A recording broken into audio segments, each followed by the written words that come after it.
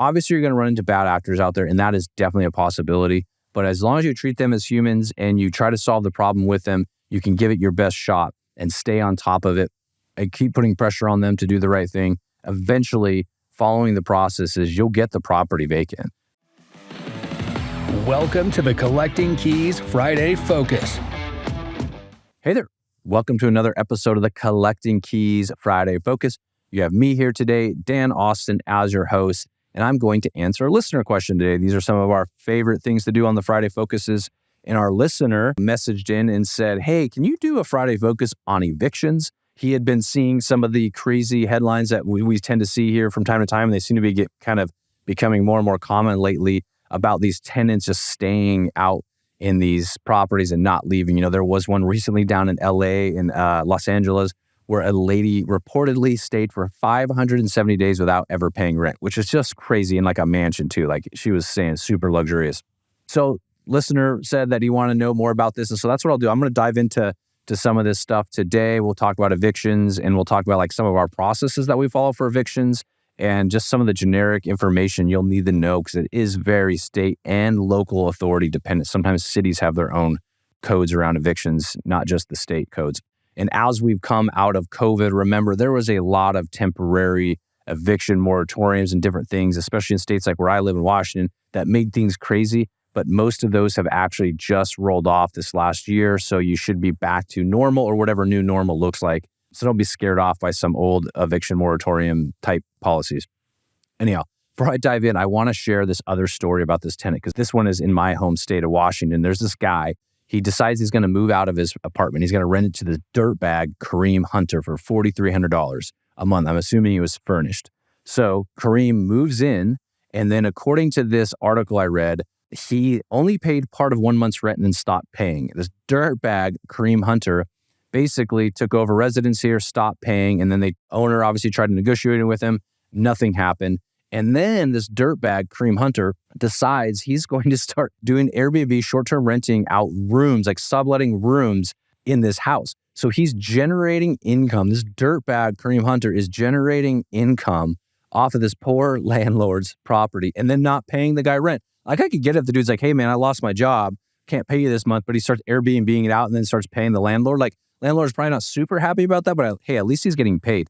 No, this Kareem Hunter, this guy's a real dirtbag. He's a real bottom of the barrel, low life, that he knew what he was doing. He was getting in there and he was going to take advantage of this guy. And he probably gave him as little money as possible just to get into that property, knowing what he was going to do.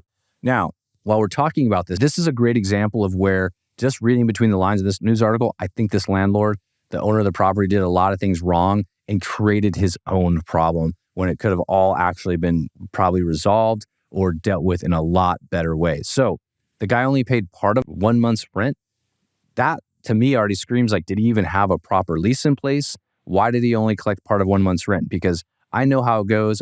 I list properties for rent all the time. And you get a lot of sob stories out there of like, hey, I don't have enough money now, or my credit's bad because of these reasons. And I honestly wish I could help all these people, but I'm running a for-profit business. You know, I do donate to charities and those sorts of things. And I do always try to do right by my tenants. But again, I am not a charity. I am running a for-profit business. So I have to make the right decisions based on local laws and what's right for my business. This guy, I think, got taken advantage of by this dirtbag, Kareem Hunter. And so when I lease up a property, I always collect first month's rent in full, and I always collect a deposit up front as well, a damage deposit or security deposit, which is usually equal to 1 month's rent, which I think is fair. I think that's a lot of money for people to have to come out of pocket, and they are at least somewhat like financially indebted to this house now because they've committed quite a bit of money to stay here. They're probably not going to be a dirtbag if they do that. I also get a lease that's been locked in, reviewed by our lawyer. We know exactly what's in there. It's benefiting us and the tenant in the right ways. And then I always get a move-in checklist, right? They go in, they go through and look at anything damaged. We both agree on it. We both sign it. Okay, we're good to go. Everything's baseline from there. This Kareem Hunter dirtbag obviously got away with probably not doing that because had he moved in and done the proper channels and paid his first month's rent, he could have lived there for 30 days. Come the 5th day of the month or when the rent is actually due, according to the lease, he did not pay, then the eviction process could start immediately in Washington State and a 14-day pay or vacate could have been issued. And then if he still chose not to pay or respond, then it could go through the courts, do its whole process. within a month, the guy's actually likely going to get removed by the sheriff.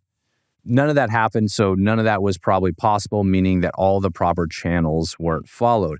And what I do know of anything from landlording is if you do not follow the proper landlord-tenant laws, follow the proper channels to the T, you're probably not going to win because you are going to look like a landlord out there who's just wild, wild west trying to take advantage of people, because there are some of those slumlords out there that do that. They do take advantage and don't enter into, these contracts for rent with good faith, right? And so we don't want to be those kind of people. You're listening to this podcast, hopefully you're not that kind of person. So just cross your T's, dot your I's, and all this sort of stuff.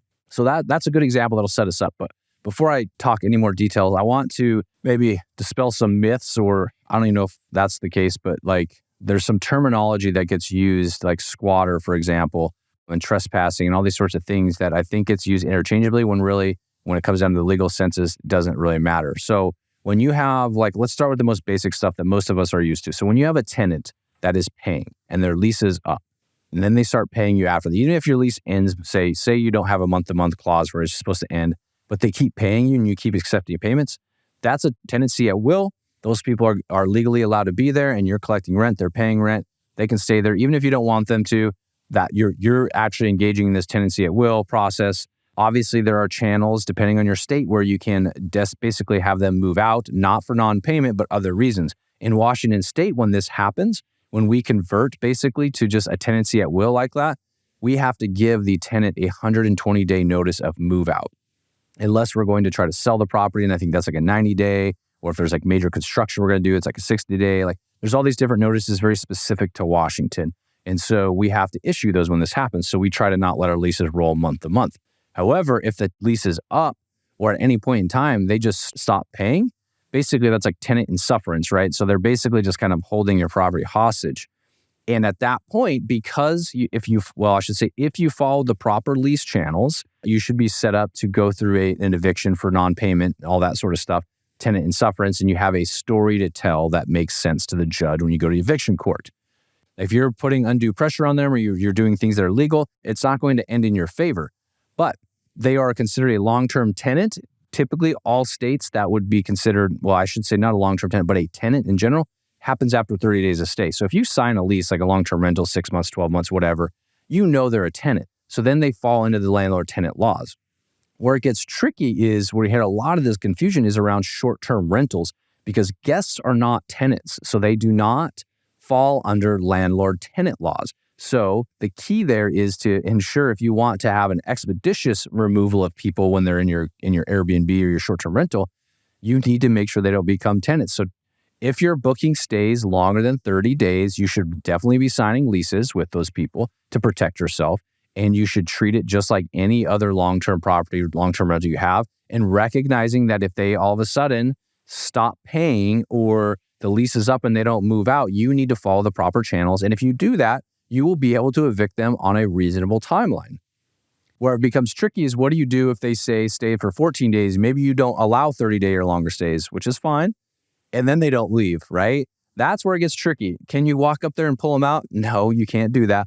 But that's when you need to go and call the authorities, and you need to do everything you can to get them out of the property before they become a tenant. And typically in that situation, I haven't heard of anybody overstaying their time, but I have heard of other investors really getting down to the wire, like, hey, they're there on the 29th day. They've been trying for a week and a half to get them out, and they don't want them to roll over in that tenancy. Now, I don't know the exact rules. You're going to have to go look this up, that if you try to get them out on the 15th day, but they just battling you until the 30th, do they become a tenant?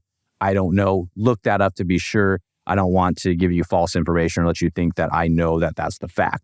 The key point I'm making is short-term rentals, longer than 30-day stays, you are risking them becoming a tenant, which means you're risking them going through the eviction process, which could be easy. It might not be a problem for you where you're at, so you don't have to worry about it. Or you may want to protect yourself by either not doing 30-day stays or making sure that those leases are signed. So that's perfectly up to you to balance out your risk. Some other things we hear about, the term squatter I mentioned earlier. So squatter is just like somebody that just shows up, right? Like they roll up into your property and they're like, hey, I can just sit here and squat. And now there's different states that have you'll hear squatters' rights and all these sorts of things that it's very variable from state to state. Trespassing and squatters are different. Trespassing is when somebody essentially just breaks into your property and just starts taking over. And now they're there. Now that is a criminal act. You can get rid of that.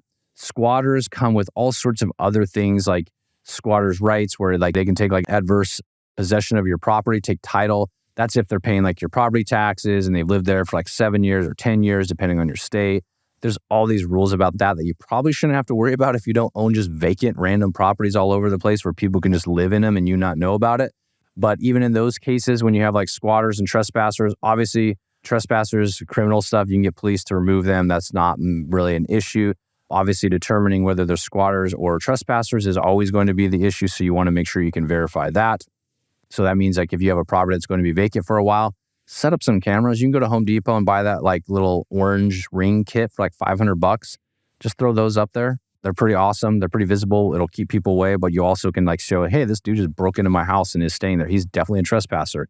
But with the squatter stuff is when that gets a little tricky, but then basically do they become a tenant via the squatter's rights? And that's where you just have to follow those rules of whatever your state specific is. And really the moral of the story of what I want to share here today is like all the stories and headlines you see out there where it's just this crazy situation. You're like, how the hell did that happen? That's all just because the people that own the properties weren't doing the right things. They weren't following the rules and the laws. They weren't properly taking into account all the risk factors of owning a property when you're going to rent it or have it sitting there, which is people breaking in or people just not paying you rent.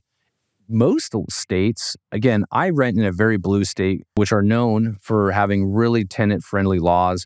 And we've evicted people even through like eviction moratoriums and those sorts of things. We were able to manage our properties and get tenants out legally. We were able to go through all the different like mediation sessions we had to go through in Washington state to evict people. Tons of laws. And we're able to do it in a way that our business is still profitable. And we price that in. We don't expect people to get evicted, but we understand that's a cost of doing business.